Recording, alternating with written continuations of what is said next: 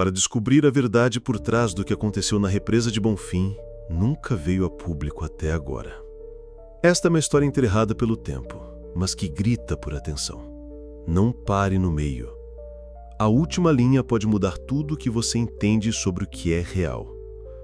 Durante o inverno de 1996, uma série de desaparecimentos ocorreu nas redondezas da represa de Bonfim, no interior de São Paulo. 7 pessoas sumiram em intervalo de 23 dias.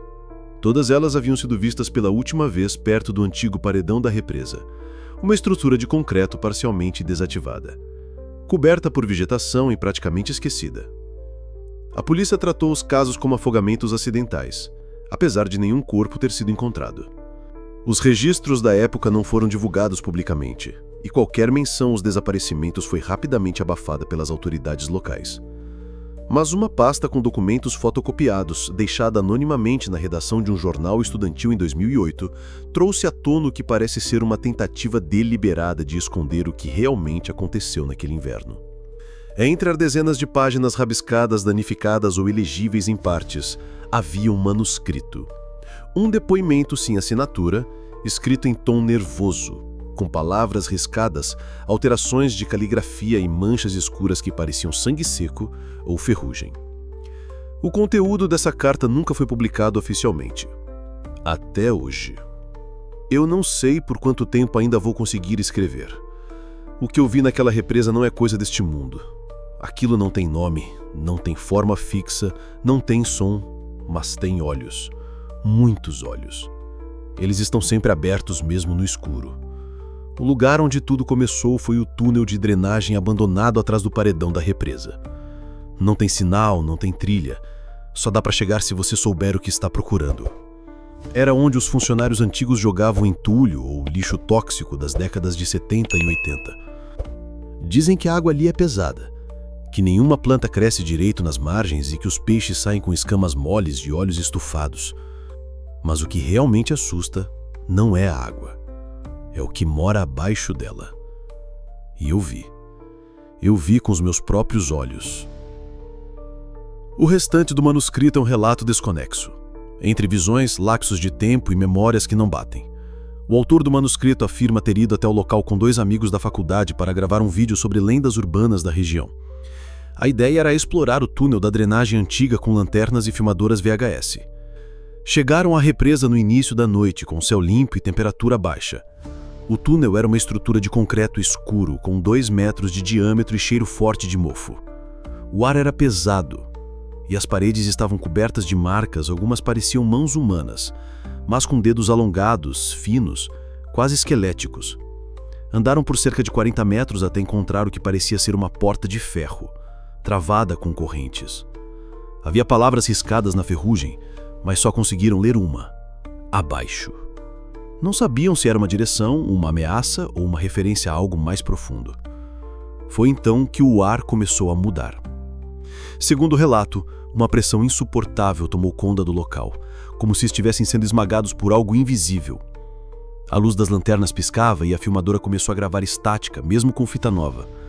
Um som grave, como um rugido de uma caverna viva, começou a emanar da parede atrás da porta. Então, uma voz, baixa, feminina, quebrada, disse: "Uma precisa ficar." Um dos amigos começou a sangrar pelo nariz. O outro desmaiou. O autor do manuscrito tentou correr de volta pela entrada, mas o túnel parecia mais longo, mais escuro, como se a estrutura estivesse se esticando, respirando.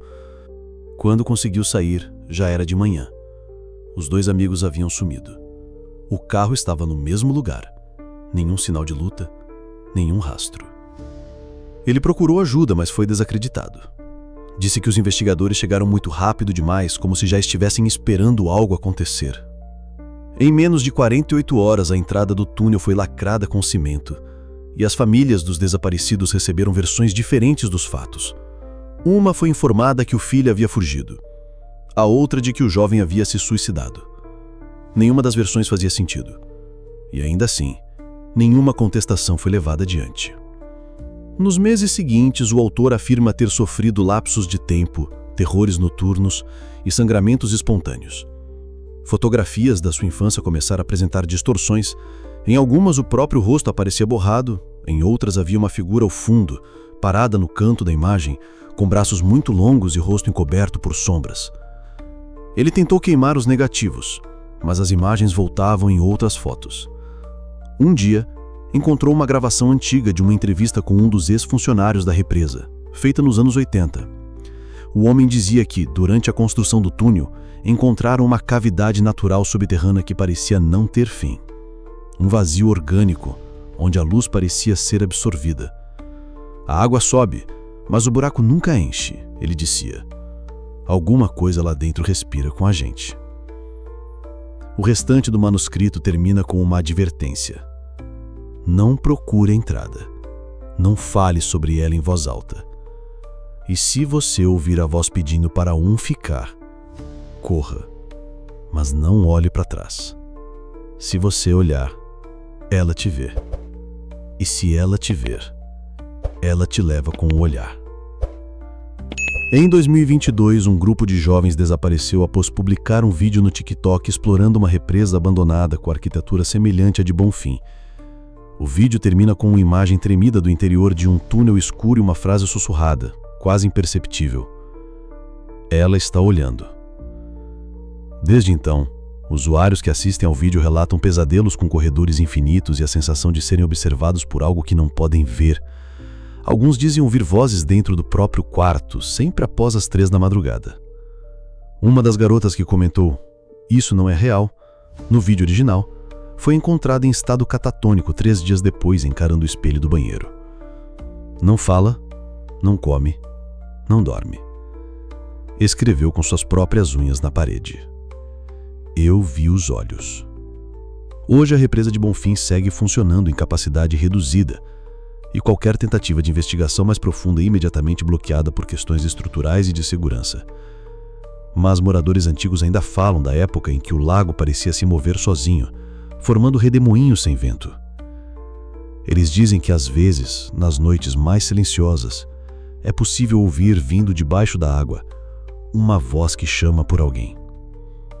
Uma voz que sempre fala o nome certo. Se você chegou até aqui, agora sabe demais. Não fale sobre isso. Não compartilhe em voz alta. Apenas ouça e apague. Ou aceite que a partir de agora, você também pode escutar. Talvez não hoje, talvez não amanhã, mas um dia, enquanto estiver sozinho, de madrugada, ouvindo a água gotejar, ela vai sussurrar seu nome.